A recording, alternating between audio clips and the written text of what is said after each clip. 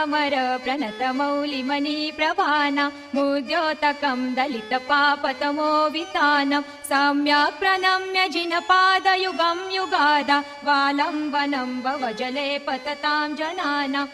संस्तुत सकलवाग्मय तत्त्वबोधा दूद्भूत बुद्धिपटुभिः सुरलोकनाथैः स्तोत्रै जगत्रितय चित्तहरैरुदारै स्तोषे किलाहमपि तं प्रथमं जिनेन्द्रं बुद्ध्या विनापि विबुधार्चितपादपीठ स्तोतुं समुद्यतमतिर्विगतत्रपोऽहं बालं विहाय जलसंस्थितमिन्दुबिम्ब मन्यक इच्छति जनः सहसा ग्रहीतुं वक्तुं गुणान् गुणसमुद्र शशाङ्ककान्ता कस्ते क्षमः सुरगुरु प्रतिमोऽपि बुद्ध्या कल्पान्तकालपवनोद्वत नक्रचक्रं को वा तरितुमलमम्बुनिदिम्बुजाभ्यां सोऽहं तथापि तव भक्तिवशान् मुनीश कर्तुं स्तवं विगतशक्तिरपि प्रवृत्तं प्रीत्यात्मवीर्यमविचार्य मृगो मृगेन्द्रं नाभ्येत्य किं निजशशो परिपालनार्थम्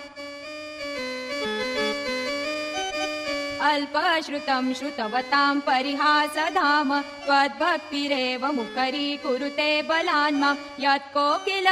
मधो मधुरं विरोति तच्चारुचाम्रकलिकानिकरैकहेतु त्वत्संस्तवेन भव सन्तति सन्निबद्धं पापं क्षणाक्षयमुपैति शरीरभाजम् आक्रान्तलोकमलिनीलमशेषमाशु सूर्यांशु भिन्नमिव शार्वरमन्धकारं मत्वेति नाथ तव संस्तवनं मयेद मारभ्यते तनुदियापि तव प्रभावात् चेतो हरिष्यति सतां नलिनीदलेषु मुक्ता फलद्युतिमुपैति ननूदबिन्दु आस्तां तव स्तवनमस्तसमस्तदोषं त्वक्सङ्कथापि जगतां दुरितानि हन्ति दूरे सहस्रकिरण कुरुते प्रभैव पद्माकरेषु जलजानि विकाशभाञ्जि नात्यद्भुतं भुवनभूषण भूतनाथ भूतैर्गुणैर्भुवि भुवन्तमभिष्टुवन्त तुल्या भवन्ति भवतो ननु तेन किं वा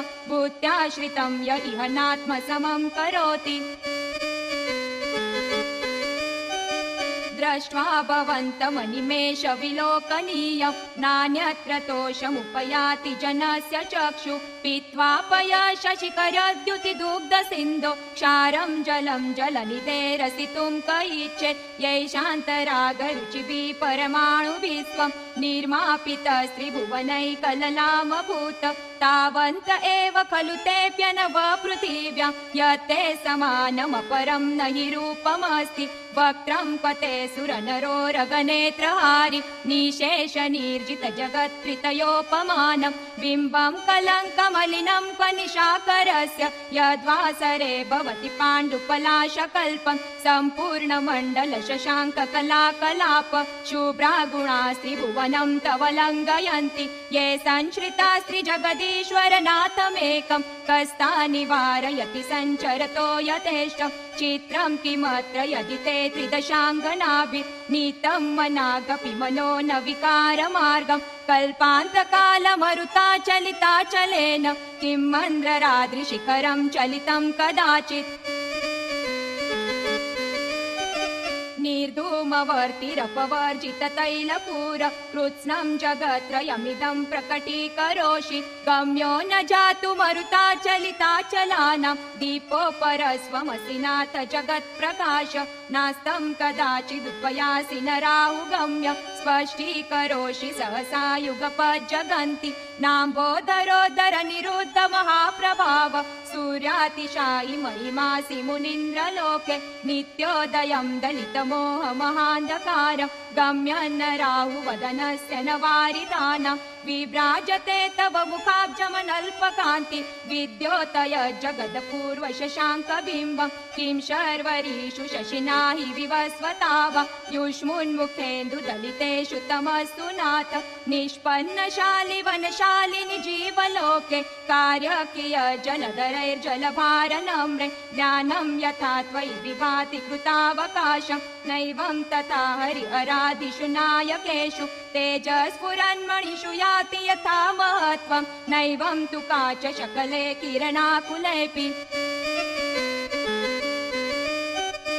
मन्ये वरं हरिहरादय एव दृष्टा दृष्टेषु येषु हृदयं त्वयि तोषमेति किं वीक्षितेन भवता भुवि येन नान्य कश्चिन्मनोहरति नाथ भवान्तरेऽपि स्त्रीणां शतानि शतशो जनयन्ति पुत्रान् नान्यासुतं त्वदुपमं जननी प्रसूता सर्वादिशो ददति भानि सहस्ररश्मि प्राचेव दिग्जनयति स्फुरदंशुजालं त्वामामनन्ति मुनयं परमं पुमास मादित्यवर्णममलं तमसः परस्तात् त्वामेव सम्यगुपलभ्य जयन्ति मृत्युं नान्य शिव शिवपदस्य मुनीन्द्रपन्था त्वामव्ययं विभुमचिन्त्यमसङ्ख्यमाद्यं ब्रह्माणमीश्वरमनन्तमनङ्गकेतुं योगीश्वरं विदितयोगमनेकमेकं ज्ञानस्वरूपममलं प्रवदन्ति सन्तः बुद्धस्त्वमेव विबुधार्चितबुद्धिबोध त्वं शङ्करोऽसि भुवनत्रयशङ्करत्व दातासि धीर शिवमार्गविधेर्विधान व्यक्तं त्वमेव भगवन् पुरुषोत्तमोऽसि तुभ्यं नमः श्रीभुवनार्तिहराय नाथ तुभ्यं नमः क्षितितलामलभूषणाय तुभ्यं नमः श्रीजगत परमेश्वराय तुभ्यं नमो जिनभवोदधिशोषणाय को विस्मयोऽत्र यदि नाम गुणैरशेषे त्वं संश्रितो निरवकाशतया मुनीश दोषैरुपात विविधाश्रय जात गर्वे स्वप्नान्तरेऽपि न कदाचिदपीक्षितोऽसि उच्चैर शोकतरु संश्रितमन्मयूक मा भाति रूपममलं भवतो नितान्तं स्पष्टोलसत्किरणमस्ततमो वितानं बिम्बं रवेरिव पयोधर पार्श्ववर्ति सिंहासने मणिमयूखशिखा विचित्रे विभ्राजते तव वपु कनकावदातं बिम्बं वियद्विलसदुंशुलतावितानं तुङ्गोदयाद्रिशिरसि वसहस्ररश्मे कुन्दावदात चलचामर चारुशोभं विभ्राजते तव वपु कलदौतकान्तम् उद्यत् शशाङ्कशुचिनिर्झरवारिधार मुच्चे सटं सुरगिरेरिव शातकौम्बम् छत्रत्रयं तव विभाति शशाङ्ककान्त मुच्चे स्थितं स्थगितभानुकर प्रतापं मुक्ताफलप्रकरजाल विवृद्धशोभं प्रख्यापयति जगत परमेश्वरत्वं गम्भीरताररवपूरितदिग्विभागत् त्रैलोक्यलोकशुभसङ्गमभूतिदक्ष सद्धर्मराज जय घोषन घोषकासन् केदुन्दुभिर्ध्वनति ते यशस प्रवादि मन्दार सुन्दर नमेरु सुपारिजात संतानकादि कुसुमोत्कर वृष्टिरुद्ध गन्धोदबिन्दु शुभमन्दमरुत्प्रपात दिव्यादिव पतति ते वचसां ततिर्वा शुम्भत्प्रभावलय भूरि विभाविभोस्ते लोकत्रयद्युतिमतां द्युतिमाक्षिपन्ति प्रोद्यद्दिवाकर निरन्तर भूरि संख्या दीप्त्या जयत्यपि निशामपि सोम सौम्यं स्वर्गां पवर्ग गम मार्ग विमार्गनेष्ट सद्धर्म तत्व कथनैकपटु स्त्रिलोक्य दिव्यध्वनिर्भवति ते विशदार्थ सर्व भाषा स्वभाव परिणाम गुणै प्रयोज्य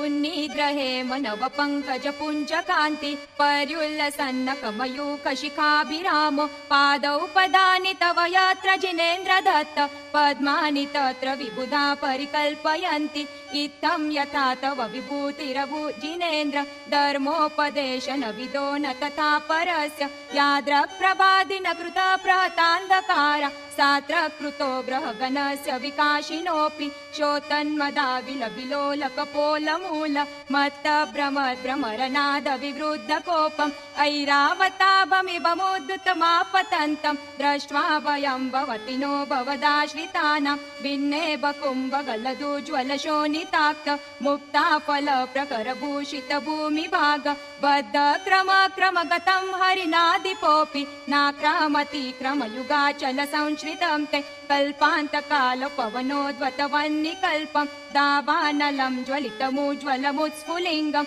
विश्वं जिगत्सुमिव सम्मुखमापतन्तं त्वन्नाम कीर्तन जलं शमयत्यशेषम् रक्ते क्षणं समदकोकिलकण्ठनीलं क्रोधोद्वतं फनिनमुत्फनमापतन्तम् आक्रामतिक्रमयुगेन निरस्तशङ्कस्त्वन्नामनागदमनीरुदयस्य पुंस वल्गत्तुरङ्गगजगर्जित भीमनाद माजौ बलं बलवतामपि भूपतीना उद्यद्दिवाकरमयूकशिखापविद्वं त्वत्कीर्तनात्तम इवाशुभिधामुपैति कुन्ताग्रभिन्न गजशोणितवारिवाह वेगावतार तरनातुरयोध भीमे युद्धे जयं विजित दुर्जय जेय पक्षात् त्वत्पादपङ्कजवनाश्रयिनो लभन्ते अम्भोनिधौ क्षुभितभीषण नक्रचक्र पाठीन पीठ भयदोल्वनवाडवाङ्नो रङ्गत्तरङ्गशिखरस्थितयान पात्रास्त्रास विहाय भवत स्मरणाद् व्रजन्ति उद्भूत भीषण जलोदर भारभुग्ना शोचां दशामुपगता श्रुत जीविताशा त्वत्पाद पङ्कजरजोऽमृतदिग्धदेहा मर्त्या भवन्ति मकरध्वजतुल्य रूपा